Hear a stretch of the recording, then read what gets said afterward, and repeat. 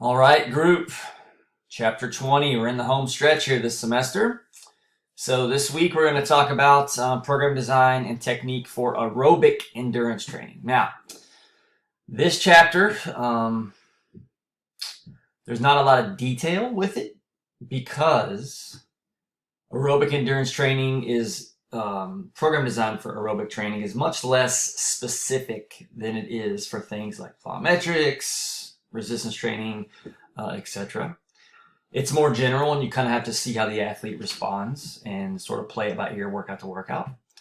And then another reason is because in the strength and conditioning world, you're typically not going to be prescribing a lot of aerobic activity unless, of course, you're working with a cross-country team. Okay, that's probably the type of team that is going to use aerobic training as their foundation. Most other teams that you will work with potentially are going to use aerobic training as more a supplement to the more sport-specific training that they're going to do. Okay, because as we talked about with regard to plyometrics and some with resistance training as well, doing a lot of aerobic endurance training can actually interfere with adaptations to plyometric training and resistance training. Those two things are typically more important for most sports. Therefore, endurance training is going to, again, be more something you do as a supplement, okay, or more of an off-season type of activity. So let's dive on into the content. We're going to start with defining a couple terms. Aerobic capacity can go by a few different names. One of those is VO2 max. Okay, so VO2 max does refer to somebody's maximal aerobic capacity. And what that is referring to is the maximal amount of oxygen that can be consumed and utilized for energy production during an activity. Okay, what is the maximal amount of oxygen that you can utilize and create energy to do sustained activity? Okay, that's what maximal aerobic capacity is going to tell us. Or VO2 max, another thing that can stand for is maximal oxygen consumption. And again, I mentioned consumption with regards to the last definition. We're talking about how much oxygen is consumed in the ATP production process. Okay, typically high VO2 max is going to highly correlate with positive aerobic endurance performance. Okay, so the higher somebody's VO2 max is, the more likely they're going to be strong in aerobic activities. Another term to define is the lactate threshold. Now, this is something you've probably heard about in another class. What this is looking at is at what point does lactic acid start to accumulate in your blood, okay? Because at that point, fatigue is going to start to set in. So a lot of people, myself included, actually think the lactate threshold might be a more important number to know versus your VO2 max, because you often don't compete at your VO2 max because it's hard to sustain that very long. But you can compete around your lactate threshold, specifically slightly under your lactate threshold, because at your lactate threshold is, again, where lactate begins to accumulate. So if you stay under that number, then lactate will not accumulate, and that type of activity can then be sustained for a longer duration. Okay, so just really quick, like in my lab at U of L, we can measure somebody's blood, their lactate threshold, and figure out a heart rate at which they cross their lactate threshold. Okay, so then theoretically, if that person was going to go and run a race, we would tell them to stay at or slightly below that heart rate at which their lactate threshold was measured. And if they do that, then they should be able to finish the race without experiencing debilitating fatigue. Where on the other hand, if they went over that heart rate for a prolonged period of time, you can go over it for a minute as long as you go back under it. But if you go over it for like 10 minutes, lactate is going to accumulate in the blood, and that's going to cause you to have to either slow down greatly or stop altogether, which would be the last thing you would want to do in a race. Okay. And then lastly, another term that is good to know is exercise economy. So what this is looking at is kind of similar. It's almost like both of these concepts we've talked about are combined in this. This is what is the energy cost of a given activity at a given velocity, okay? So how much oxygen are you going to need to consume when you're running 7 miles per hour? How much oxygen are you going to have to consume when you're running 8 miles per hour? Exercise economy very much differs based on athlete to athlete. People who are more economical from an exercise perspective, they can run at a higher velocity and use less energy than somebody who is less economical, okay? You can also improve your exercise economy through aerobic endurance training, which is why this term is important for this discussion, okay? Is that by doing aerobic endurance training, you can reduce the energy cost at a given velocity. So when you first start out running 7 miles per hour, your body's going to spend a lot of energy to run that velocity. But after training, your velocity could be 7, but your energy cost is a little bit lower. And if that's the case, you could run at that speed for a longer period of time, okay? The lactate threshold comes into play with that as well. And all of that can really be summarized in why that improves by looking at our good old friend, the Fick equation. Now, maybe I haven't mentioned this equation in this class, but if you had my other class last semester, the exercise physiology course, you know that we talked about this, okay? This equation, the reason I bring it up so much is because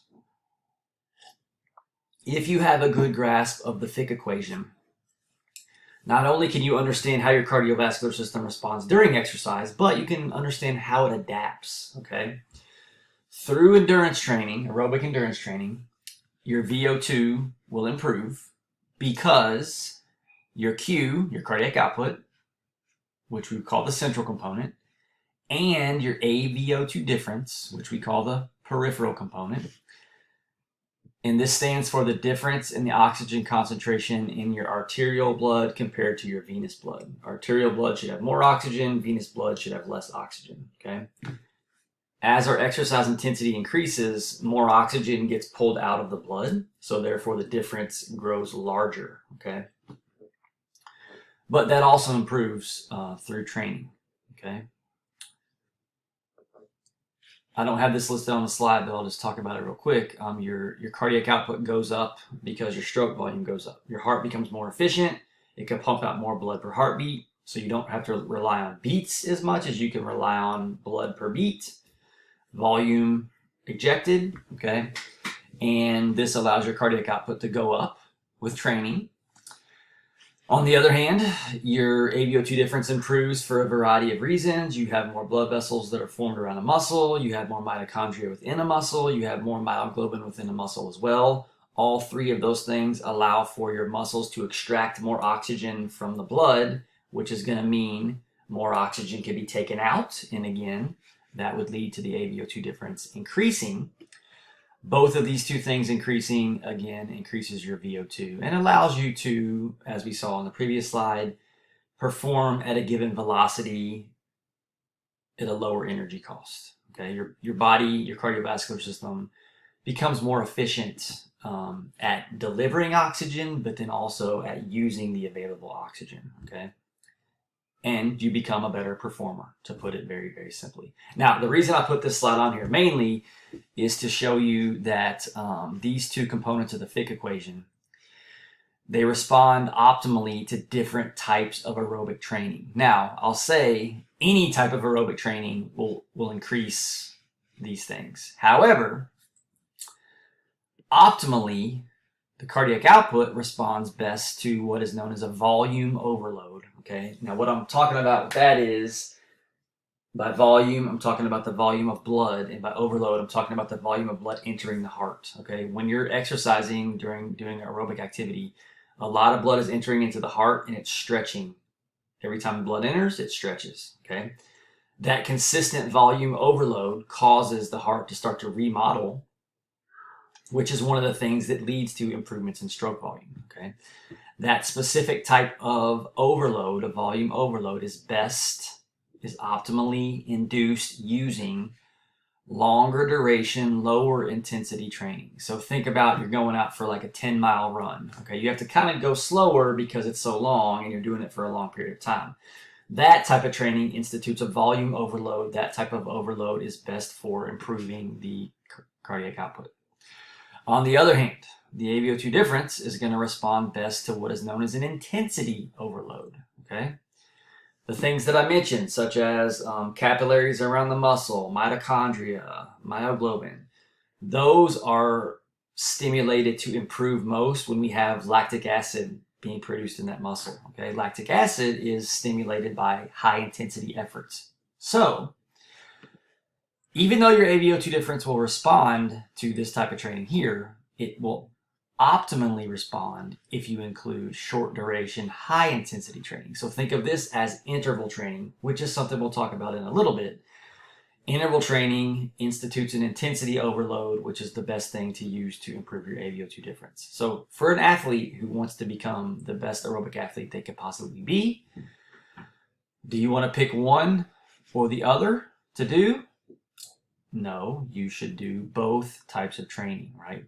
If you want to really improve your VO2 max and improve these components optimally, make sure you include both long duration, low intensity training and short duration, high intensity training. You want to mix those together. That'll give you the best improvement in your VO2 max. Okay, so let's kind of switch gears and talk about designing an exercise, an endurance exercise program. As we've done with the other things, we want to consider the different variables. Okay, so first we have the exercise mode. What this is referring to is, are you running? Are you biking? Are you swimming? Are you doing the rower? Okay, those are kind of the four most common modes. You could also say a Stairmaster, elliptical machine, etc. Any sort of sustained rhythmic activity where you're using your major muscle groups and joints, okay? The most important thing to remember when choosing the mode is you want to consider the principle of specificity.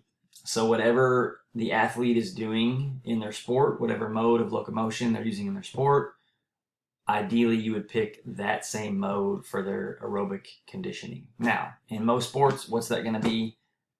It's going to be running, right? Most field-based sports, court-based sports, you're not on a bike, you're not on a rower, you're running, right? So running would be the most specific mode for most all sports, okay?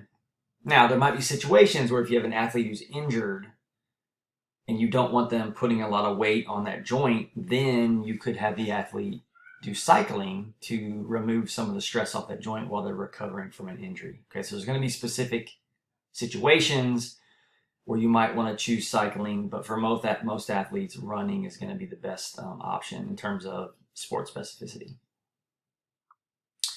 Okay, frequency, how many days a week are they going to train? That's going to depend upon a lot of different stuff, so I can't really give you a clear answer to this question because you want to consider the intensity and the duration of the activities that they're doing. If they're running 10 miles every day, they would run less days per week. If they're only running 2 miles every day, they could run more days per week, right? The training status of the athlete. The more well-trained somebody is, the larger the volume of exercise they can participate in. So a novice, they might only do 3 days a week. An advanced person, they might do 5 days a week, okay? We also need to consider the specifics of the sports season. Are they in the preseason? Off season, in season. That's going to greatly manipulate the frequency as well. If they're in the off season, maybe they're doing 4 days a week of aerobic conditioning, but if they're in the in season, they might be doing 0 days per week or 1 day per week. It just kind of depends upon where they are in regards to their season, right? So there's a lot of considerations we need to consider or to make when we're designing the training frequency. Now the intensity, okay? So what we're going to first focus on is how can we monitor intensity. I already talked to you a little bit about how the intensity affects the adaptations in the Fick equation. And I made a case to you that we want to do both low intensity and high intensity training in order to get the best adaptations.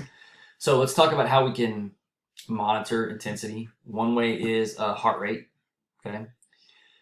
So if somebody is wearing a heart rate monitor, or they can use like the Apple Watch is a pretty common thing nowadays, so that can measure heart rate as well, is you can give somebody a zone to train in. So say 65 to 75% of their age predicted max heart rate, or you can give them a number to kind of stay near. So say you want them to stay around 150 beats per minute for the majority of their workout.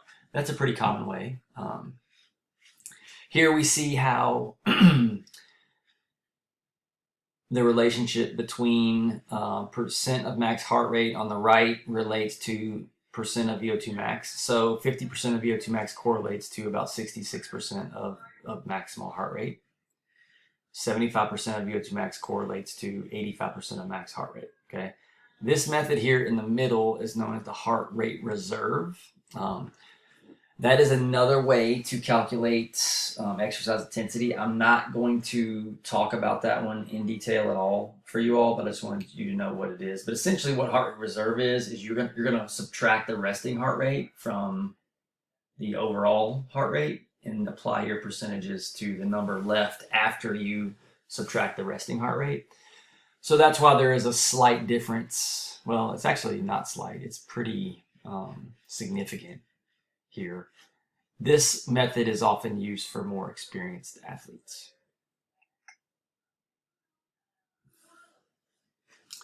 And actually, here are the ways that you would calculate. The Carbonin is also known as the heart rate reserve method. Okay, so those methods are shown here if you're interested. And then the percent of max heart rate method is pretty simple. You would just predictor, age predicted max heart rate. That's what that big acronym stands for. By subtracting age from 220, and then you would apply your percentage to that number to get your target heart rate, which that would be the number that you want the person to stay at for their activity. Okay.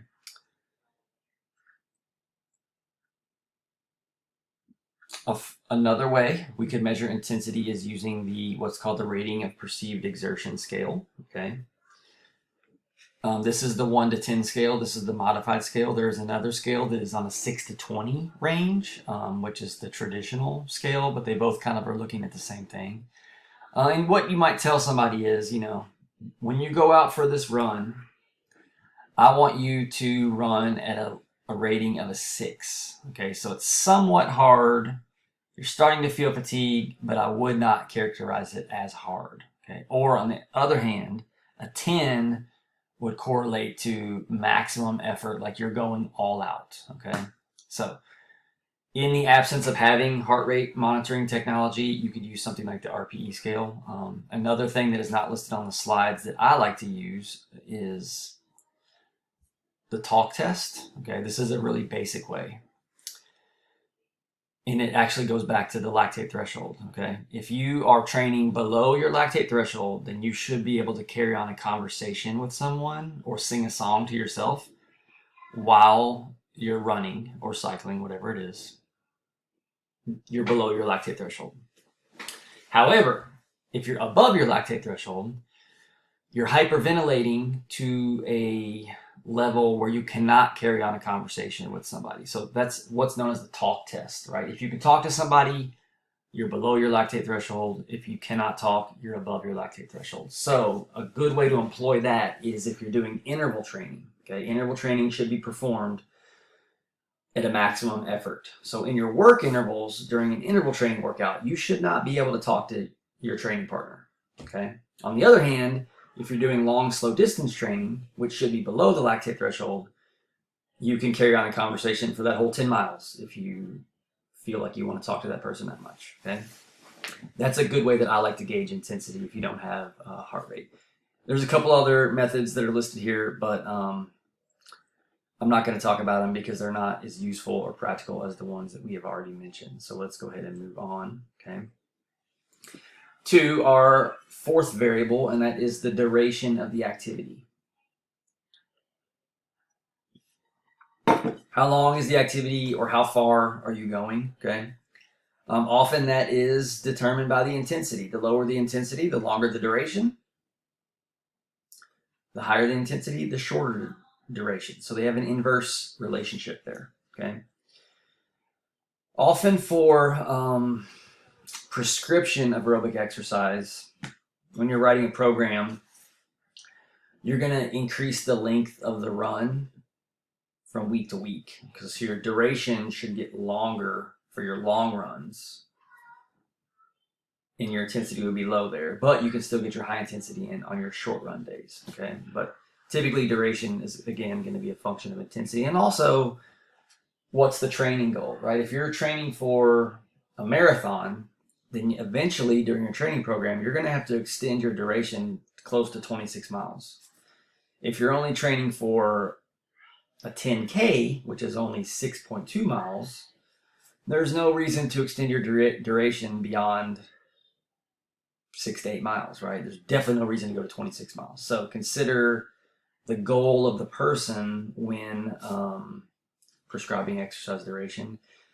For like your basic athlete who plays, basketball, soccer, whatever it is, I personally don't feel like there's any reason to have them running any more than 3 to 5 miles at a time. And even that is pushing it, because in their sport, they're not going to be running that long at all. And unfortunately, the longer you're out on the road running, the more likely you are to develop an overuse injury. So you just really want to be smart about making the most efficient use of your training time. And so doing long duration activities with athletes who don't need it is not something you want to do. Okay.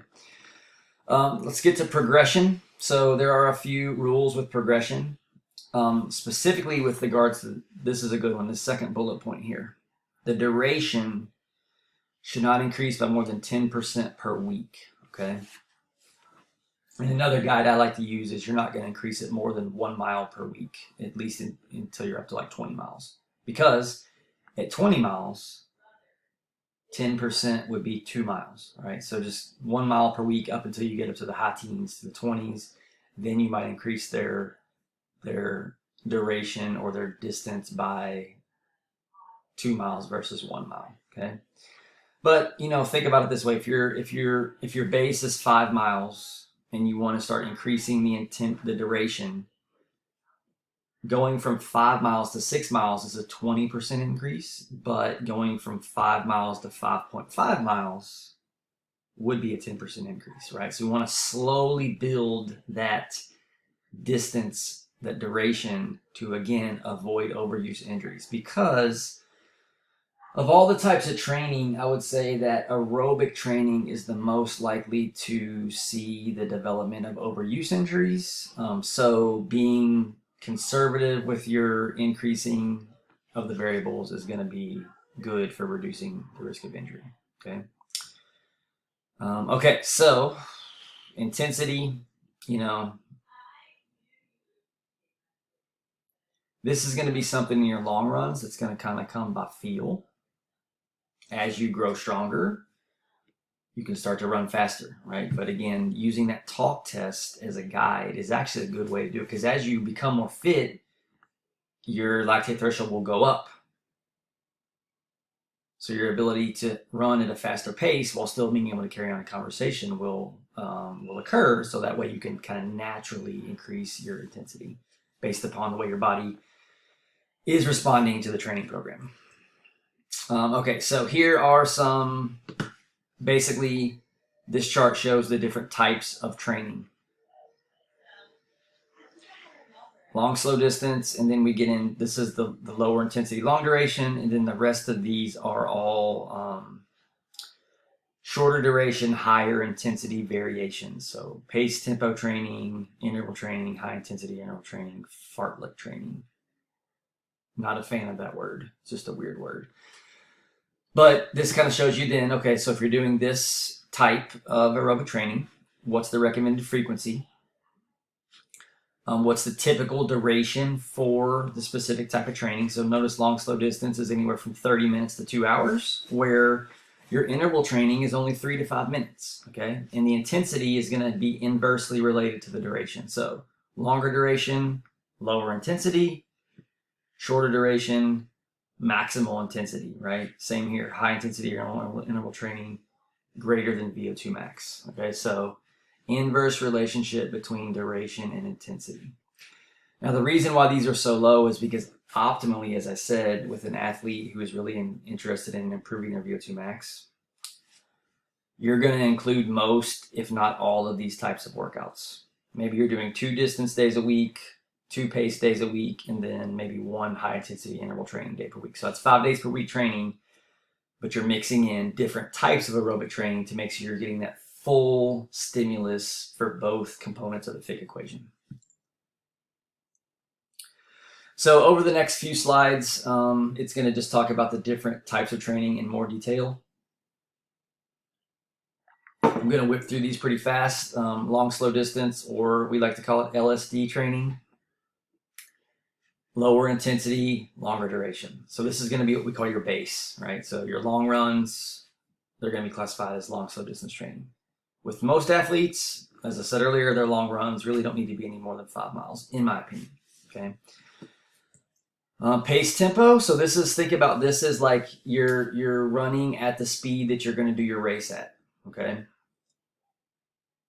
So if you want to run a 5K at 9 miles per hour, your pace tempo training should be right around that speed, okay?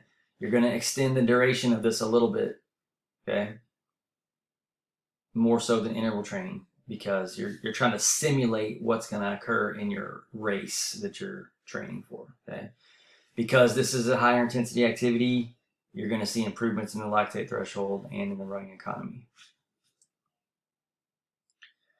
Interval training, now this is something that is very valuable with all athletes, right? So if you had to pick one type of aerobic training to do with all athletes, this might be the one to do, because interval training has a lot of sport specificity with regards to most sports, because most sports are going to involve an all-out burst followed by a short period of rest, followed by another all-out burst, followed by another short period of rest.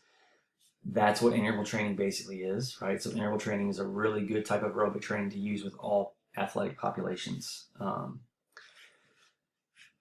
Typically, the work to rest ratio is 1-to-1. What that means is if you're exercising for 30 seconds, you rest for 30 seconds, and then you do it again. Okay, if you're running for 20 seconds all out, you then recover for 20 seconds. Now with beginners, you might need to do like a 1-to-2, where you're resting twice as long as you're working, but as the athlete's experience level grows, get close to that 1-to-1 work to rest ratio. This ultimately allows somebody to get a greater volume of training time close to their VO2 max, versus if they just did one continuous all-out exercise bout, they would get fatigued much faster and would not be able to do it again. Interval training allows you to do it repetitively and get a more larger dose of high intensity training. Now,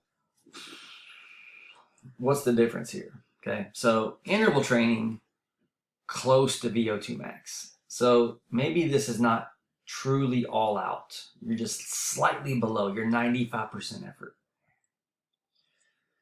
With high intensity interval training, you're talking about now we're going all out, maybe supra maximal, which means more than you can normally do. Well, how do you do that? Well, if you run downhill, right, that's one way where you could do a super maximal workout. Typically, these are longer intervals at a higher intensity, okay, with longer rest periods as well. So again, here, you're going to see a similar adaptation with running economy, running speed. Lactate threshold is going to improve there as well. And again, it's about mixing it up. I would say less advanced, more advanced, right? So beginners, they're going to do a little bit lower intensity interval training. Advanced athletes, they might get into the high intensity interval training. However, I would still use both with athletes to get the best effect, okay? What does fartlek training mean? It is another form of interval training, okay, where you're sort of, during your easy runs, during your long, slow distance runs, you're going to do short, fast bursts, okay? Now that I think about it, this is actually something that I commonly do without even thinking about it, because like if I go out for a 5-mile run, the intensity is on the flat is consistent. But once I start running up a hill, that's going to make the intensity go up, right? And then once I get back on the flat, the intensity is going to drop down again. So that's kind of what they're describing here, right? So you might think about, if you're running on a very hilly course, that's kind of simulating fartlek training, okay? Another way to do it in the absence of hills is just to run faster for short periods of time, okay, and then drop back down to your cruising speed, okay? What's the practicality of that? Well, I mean, think about like in a basketball player. Basketball players are not always running all out. A lot of times they're jogging down the court, up and down the court, going around the baseline, circling around, and then there are periods where they have to sprint. They have to get back on defense. They're on a fast break, or they're closing out on a shooter. So this type of training actually has some sport specificity for something like basketball, probably even soccer as well, where you're running slowly around the field a lot, but then sometimes you have to sprint to certain positions, right? So there is some sport specificity with this type of training, despite the goofy name that it, for some reason, developed over the years. So the key point, as I said when we look at the chart, is a good program should incorporate really all of those types of training that we talked about. Okay, you want to vary the stimulus. That's going to promote continued adaptation. If you do the same thing every day, all the time, eventually your body is not going to adapt anymore. So in order to continue to adapt, to continue to push the athlete to improve, mixing the stimulus up by including all of those different types of training is a good idea. Now we're going to finish up here by looking at, where you might include some of these types of trainings with regards to where somebody's in their season.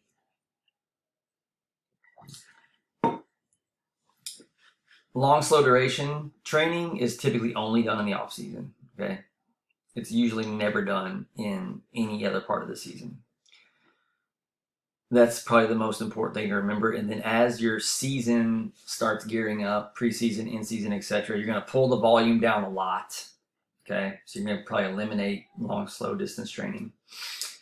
But you can ramp up the intensity, okay, because intensity is how you maintain gains.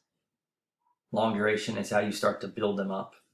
But during your season, to avoid fatigue, injury, cut the volume, keep the intensity high. And that will hopefully allow the athlete to stay on top of their game and not get injured.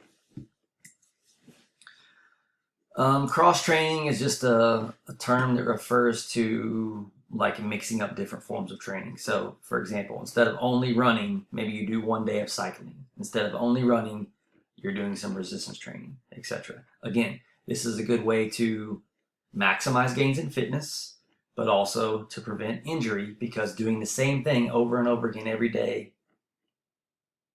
is eventually going to lead to an overuse injury, right? If your muscles are working through the same range of motion, especially a limited range of motion all the time, eventually you're going to develop muscle imbalance, asymmetry, and injury. Okay, so doing cross training is a good way to reduce the risk of that happening. Detraining is going to refer to the loss of the adaptations that you gained, okay?